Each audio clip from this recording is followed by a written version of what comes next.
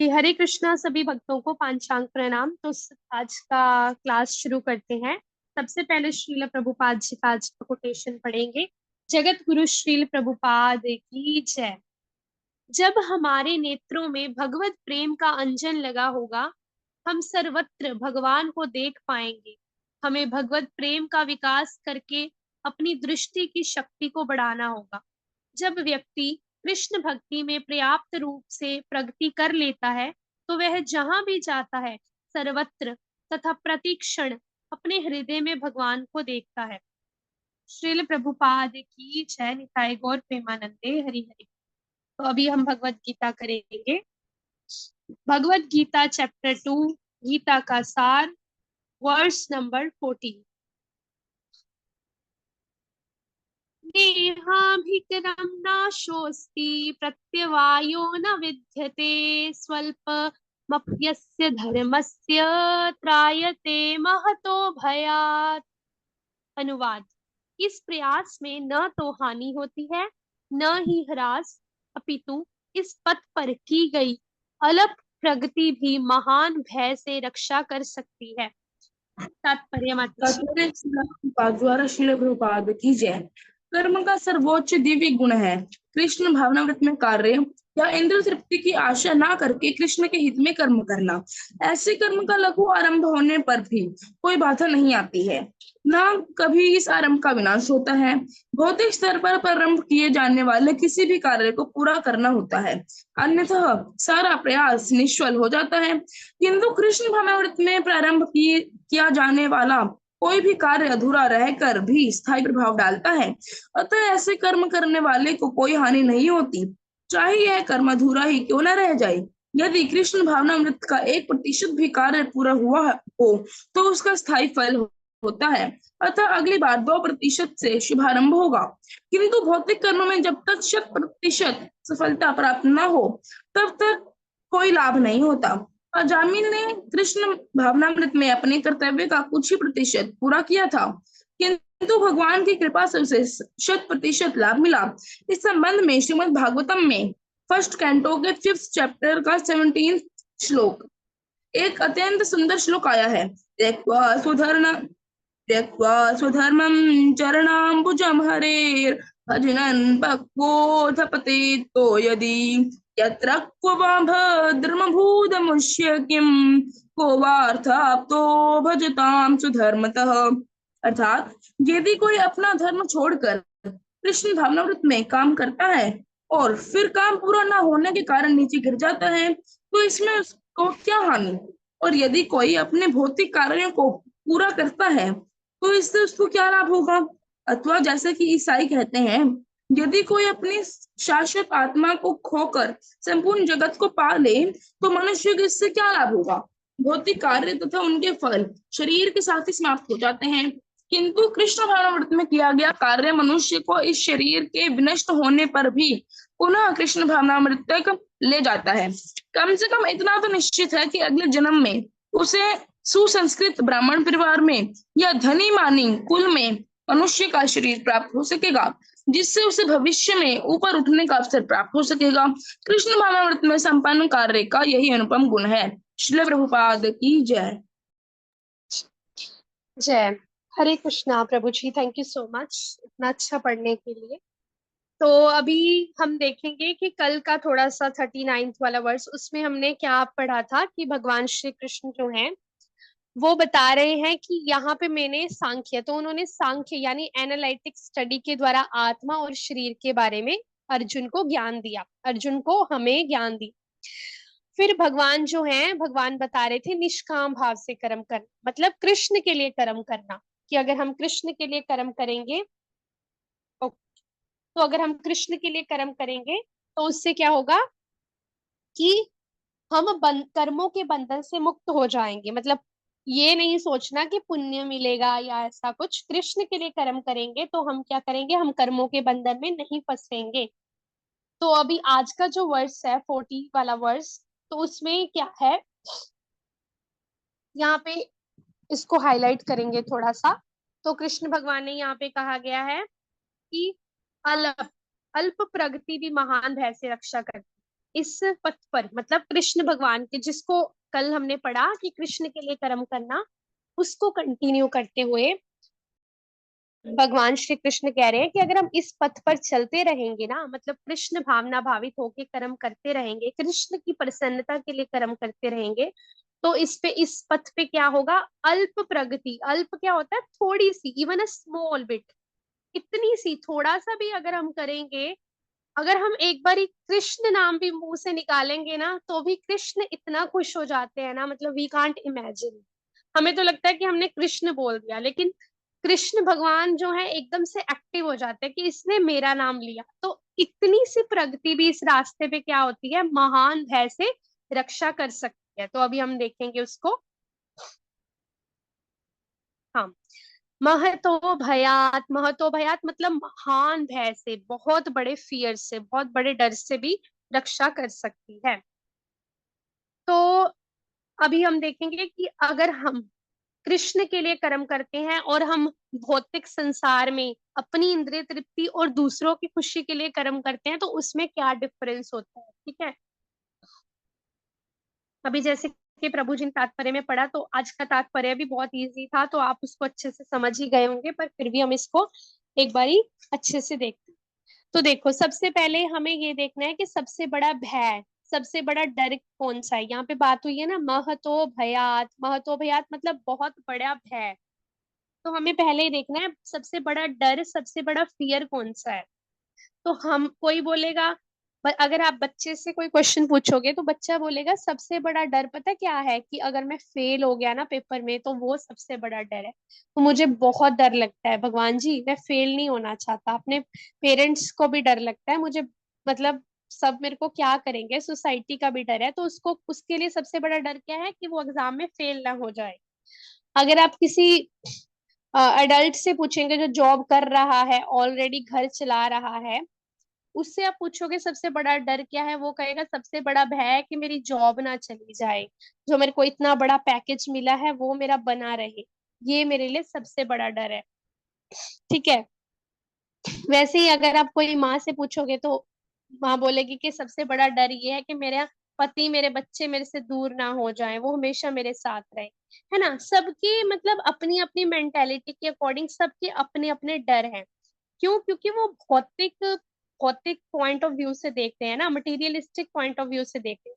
किसी को पैसे खोने का डर है, किसी को पैसे कम कमा पाने का डर है, किसी को डर है मैं फेल ना हो जाऊं, किसी को डर है मेरा घर ना चला जाए, ये ना चला जाए, किसी को डर है मेरी संपत्ति, जो मैंने इतनी प्रॉपर्टी इकट्ठी करके रखी है, वो कहीं गवर्नमेंट ना ले जाए, है ना, छापा ना पड़ जाए मेरे घर पे। तो सबके अपने अपने बड़े डर है।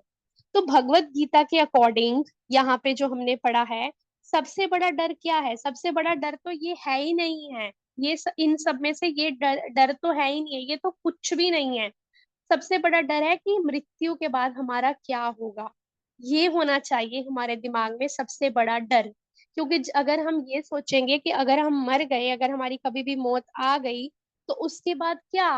क्योंकि अगर हम वो चीज माइंड में रख के कर्म करेंगे ना कृष्ण के लिए, कि अगर सबसे बड़ा डर, अगर हम ये सोच के कर्म करेंगे कि अगर हम कृष्ण से दूर हो गए तो क्या होगा, मृत्यु आ जाएगी, मतलब ये सोचना है कि अगर हम कृष्ण से बिछुड़ गए, फिर से अगर हम कृष्ण से दूर हो गए ना, तो हम क्या फिर। ये होना चाहिए हमारे दिमाग में सबसे बड़ा डर। क्योंकि अभी तो हमें मनुष्य का जन्म मिला है, तो हम कभी कभी क्या करते हैं, इसकी वैल्यू ही नहीं समझ पाते, अभी भी नहीं हम समझ पा रहे हैं, ठीक है। मैं अपनी बात करूँ तो मैं भी अच्छे से नहीं समझ पा रही हूँ अभी भी इसकी वैल्यू, ठीक है। कितना टाइम हम वेस्ट करते हैं इधर उधर, ये वो। हमें खुद से पूछना है, क्या हम पूरी तरह से भगवान कृष्ण को अपना टाइम दे रहे हैं, क्या हम पूरी तरह से उनकी सेवा कर रहे हैं अच्छे से, प्रॉपरली, क्या हम अच्छे से नाम जप कर रहे हैं, एक हर एक माला में एक एक वर्ड अच्छे से कर रहे हैं। नहीं कर रहे, हम अभी भी नहीं कर रहे, ठीक है। तो सबसे बड़ा डर हमें क्या होना चाहिए, कि अगर हम कृष्ण से बिछुड़ गए, कृष्ण से फिर से सेपरेट हो गए, तो क्या होगा, हमारा क्या हाल होगा। क्योंकि अभी तो हमें मनुष्य का जन्म मिल गया, ह्यूमन बर्थ मिल गया हमें, लेकिन इसकी गारंटी तो नहीं है ना कि कल को हमें फिर से ही ह्यूमन बर्थ मिलेगा, फिर से हम मनुष्य की जन्म मिलेगा। हाँ, वो कृष्ण की कृपा होगी तो बात अलग है।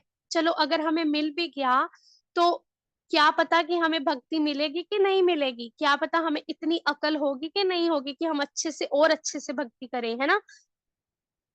तो हमें सबसे बड़ा डर ये होना चाहिए कि हम कृष्ण से बिछुड़ना नहीं चाहते, तो हमें अभी अपने पूरे एफर्ट्स देने हैं।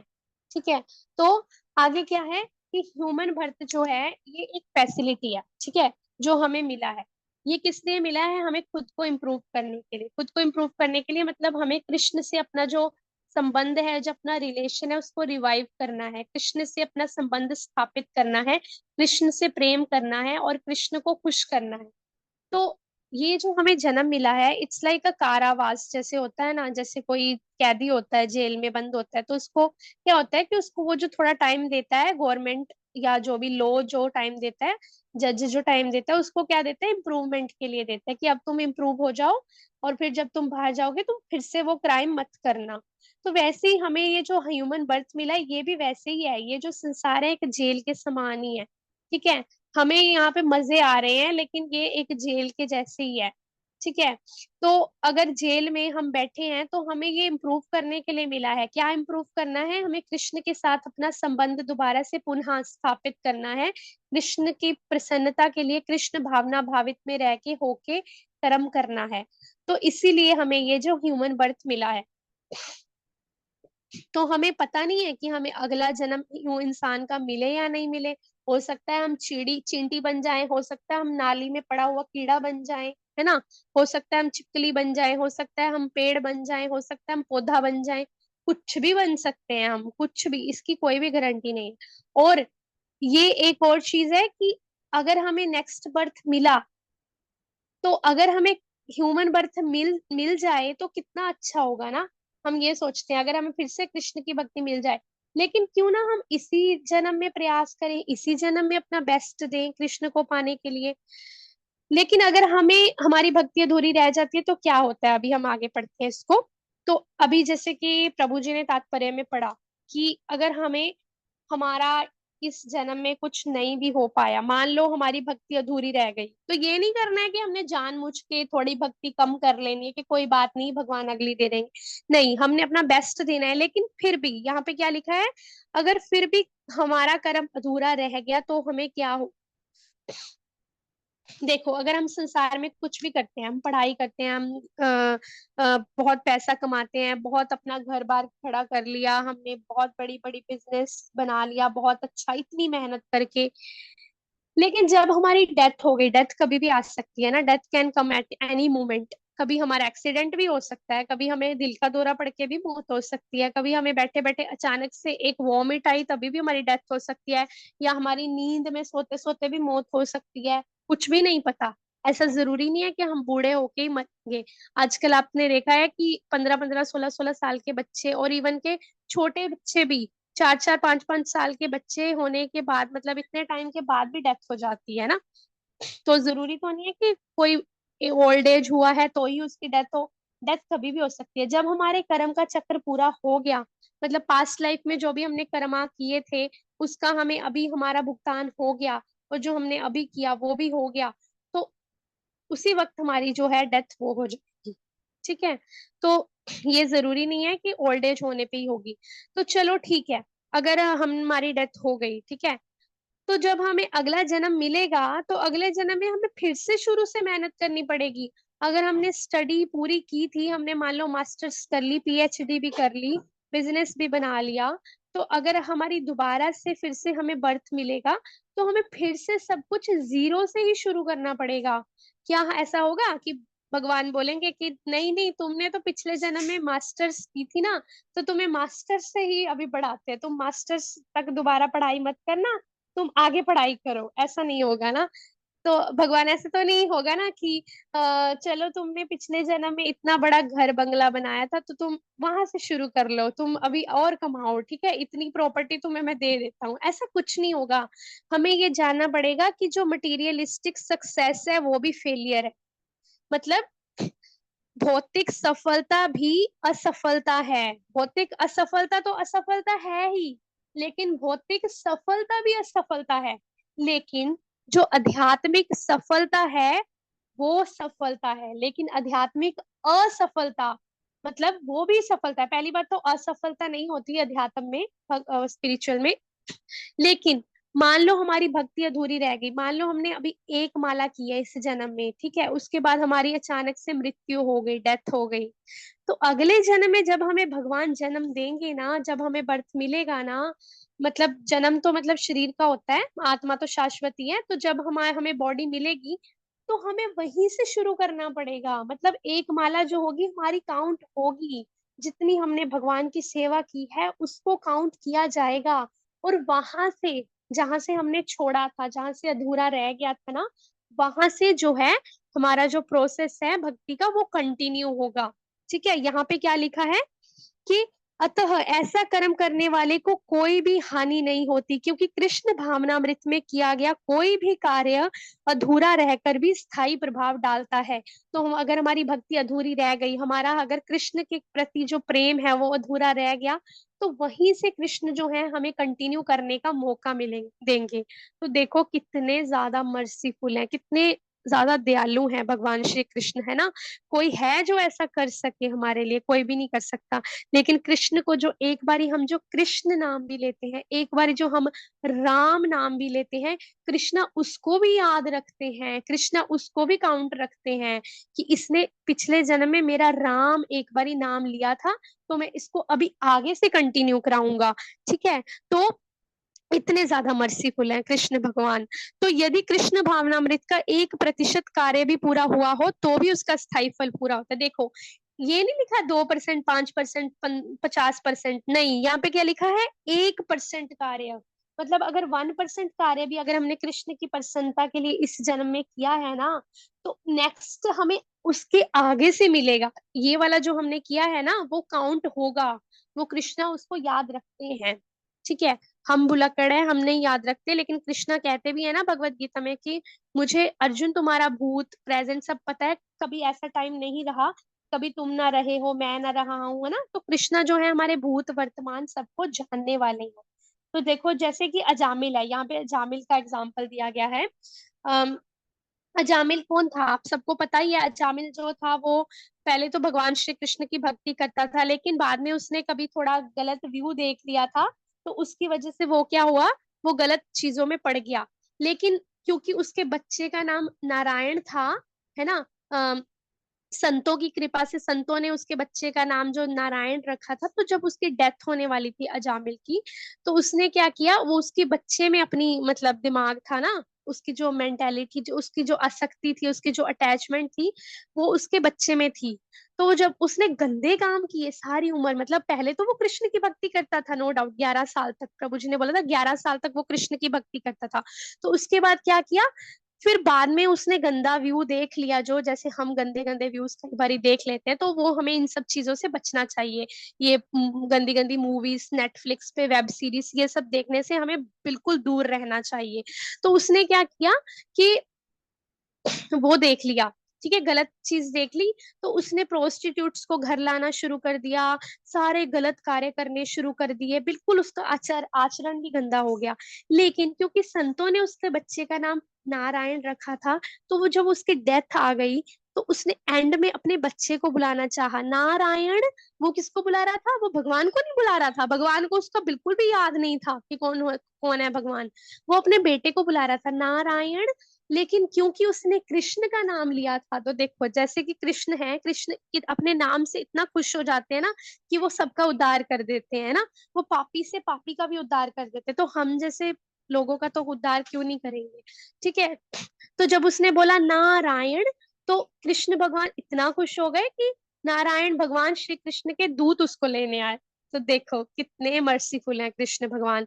तो उसको भगवान की कृपा से उसका लाभ मिला, है ना। एक बारी नारायण कहने से पूरी लाइफ उसने पाप किए तो उसको उसका भी फल मिला। इसका मतलब ये नहीं है कि हम अभी ये सोचेंगे ठीक है हम थोड़ा सा भक्ति कर लेते हैं, एक दो माला कम कर लेते हैं, भगवान हमें भी इसका फल देंगे। हमें ये बिल्कुल भी नहीं सोचना है। हमें क्या करना है, हमें अपना बेस्ट करना है, बेस्ट करना है ताकि हमें अगला जन्म लेना ही ना पड़े। ठीक है, जानबूझ के ऐसा नहीं करना है कि हमें आधी अधूरी भक्ति करनी है। तो यहाँ पे क्या बताया कि यदि कोई अपना धर्म छोड़ के कृष्ण भावनामृत का काम करता है, मतलब ये सकाम कर्म ये सब और भौतिक चीजों के बारे में इतना ना सोच के अगर हम कृष्ण की प्रसन्नता के लिए कृष्ण भावनामृत में रह के कृष्णा कॉन्शियसनेस में रह के काम करेंगे ना, तो क्या होगा, तो उससे क्या होगा, हमें बहुत लाभ होगा, बहुत लाभ होगा। मतलब कृष्णा उसको भी याद रखते हैं, और हमें जो नेक्स्ट बर्थ बर्थ मिलेगा हमारी बॉडी को, नेक्स्ट जो हमें जो भी हमें टाइम मिलेगा वो वहां से कंटिन्यू होगी हमारी भक्ति। क्यों? क्योंकि अभी तो हम शरीर से काम कर रहे हैं, शरीर से काम कर रहे हैं, शरीर से कमा लिया, शरीर से घर वालों अपनी बॉडी या बॉडी की नीड्स को पूरा कर लिया, शरीर के लिए सामान जोड़ लिए, है ना।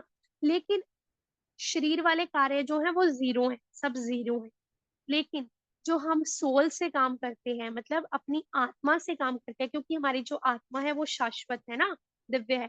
तो अगर हम कृष्ण की प्रसन्नता के लिए अपनी आत्मा से कोई भी कर्म करेंगे, आत्मा से कर्म करना मतलब सोल फूड का मतलब क्या होता है, हरि नाम का जप करना, भक्तों का संग करना, भगवत गीता सुनना, भागवतम सुनना, ठीक है, गुरु से सुनना, गुरु की आज्ञा का पालन करना, आरती करना, सेवा करना, ये सब कौन से कर्म है, ये सोल फूड है।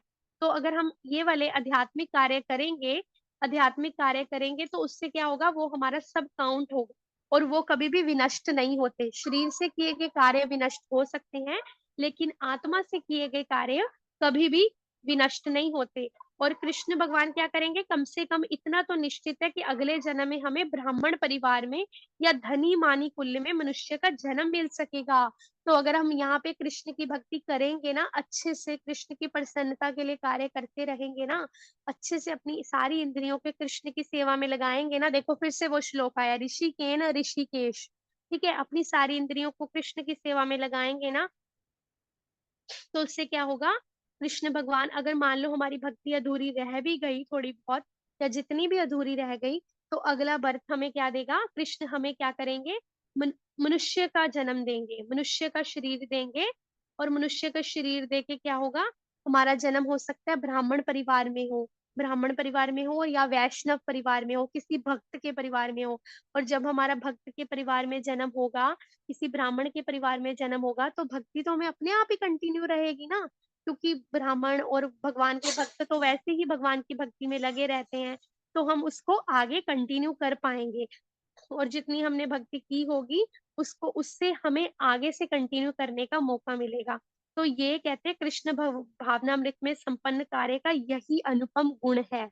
तो गुण है, क्या गुण है, कि अगर हम कृष्ण की भक्ति करेंगे, कृष्ण की अच्छे से यहाँ पे सेवा करेंगे, तो अगर हमारी भक्ति इन केस अधूरी रह भी गई, तो हमें कृष्ण भगवान एक वैष्णव परिवार में जन्म देंगे और हमारी भक्ति आगे से कंटिन्यू होगी। इसीलिए कृष्ण भगवान अर्जुन को क्या कह रहे हैं, यहाँ का अभी आज का जो हमने वर्ष पढ़ा, तो कृष्ण भगवान क्या कह रहे हैं कि अर्जुन, तुम्हें इस प्रयास में ना तो हानि होती है, मतलब कोई भी हमें नुकसान या हानि नहीं होगा, ठीक है, अपितु इस पथ पर की गई अल्प प्रगति, मतलब थोड़ा सा प्रगति भी, थोड़ी सी प्रोग्रेस भी क्या होगी, तुम्हें महान से महान भय, इतने बड़े फियर से जो है तुम्हारी रक्षा करेगी। इसीलिए अर्जुन, तुम मेरे लिए कर्म करो, मैं तुम्हें कह रहा हूँ ना युद्ध करने के लिए, तुम मेरी प्रसन्नता के लिए युद्ध करो अर्जुन, तुम धर्म के लिए युद्ध करो, तुम धर्म की रक्षा के लिए युद्ध करो, क्योंकि अगर तुम थोड़ा सा भी कार्य करोगे ना धर्म के लिए, मेरे लिए, तो तुम्हें उसका कभी भी नुकसान नहीं होगा। ठीक है, तो आई होप आज का वर्ष आप अच्छे से समझ गए होंगे, शिक्षा भी आपको अच्छे से मिल गई होगी कि हमें क्या करना है, हमें अपना बेस्ट देना है, और कृष्ण की प्रसन्नता के लिए, मतलब भौतिक कार्यों को ज्यादा इंपॉर्टेंस ना देते हुए, नो डाउट हमें जो ड्यूटीज है वो तो निभानी ही है, वो करो, लेकिन हमें ज्यादा से ज्यादा वक्त किसको देना है, कृष्ण को देना है, और अच्छे से पूरा अपना बेस्ट देना है कृष्ण की खुशी के लिए, ठीक है, और धर्म प्रायण कार्य करने हैं। तो हरे कृष्णा, सभी भक्तों को पांचांग प्रणाम। आई होप आज को आज का वर्ष जो है अच्छे से समझ आ गया होगा। किसी का कोई भी क्वेश्चन है तो आप अपना हैंड रेस कर सकते हो, आज के वर्ष से रिलेटेड। आज भी विनीता माता जी ने भक्ति साम्र सिंधु का फर्स्ट कैंटो का फर्स्ट चैप्टर का 12th श्लोक कोट किए, जो है सर्वोपाधि विनिर्मुक्तम तत्परत्वेन निर्मलम ऋषिकेण ऋषिकेश सेवनम भक्ति रुच्यते। अनुवाद, मनुष्य को समस्त उपाधियों से मुक्त होना चाहिए और कृष्ण भावनामृत द्वारा समस्त भौतिक कर्मशों से शुद्ध होना चाहिए। उसे अपनी शुद्ध पहचान प्राप्त करनी चाहिए ताकि वह अपनी समस्त इंद्रियों को इंद्रियों के स्वामी की सेवा में लगा सके।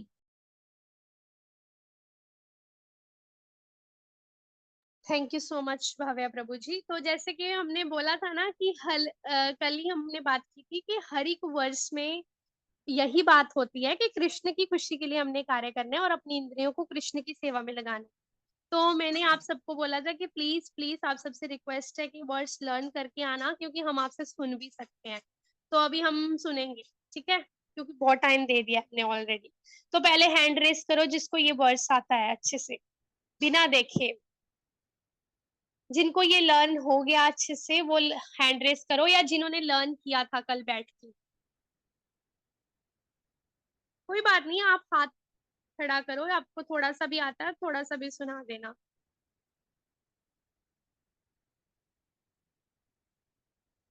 किसी ने हाथ खड़ा किया भव्य प्रभु जी? किसी ने भी नहीं नहीं माता किया? जी। किसी ने भी लर्न नहीं किया सच में? चलो ठीक है, आज को आज का दिन एक फिर से देते हैं, ठीक है। तो हाँ भव्य प्रभु जी, आप एक बारी इनको फिर से बोल के बताओगे थोड़ा स्लो में वर्ड्स। जी माता जी। सर्वोपाधि विनिर्मुक्तम तत्परत्वेन निर्मलम ऋषिकेण ऋषिकेश सेवनम भक्तिरुच्यते। Thank you so much. तो आप अभी किसी ने भी हाथ खड़ा नहीं किया, ये बहुत ही ज्यादा शॉकिंग बात है, क्योंकि मैंने बोला था कि आप सब प्लीज प्लीज प्लीज लर्न करके आना। ये बहुत इंपॉर्टेंट वर्ड्स है, और भव्य प्रभु जी ऑलमोस्ट हर वर्ड्स में ही ये बोलते हैं। तो ठीक है, कोई बात नहीं, अगर आपने लर्न नहीं किया है, किसी को भी नहीं आता, ठीक है, दो डिवोटिस को आता है। विनोद प्रभु जी आप सुनाओ।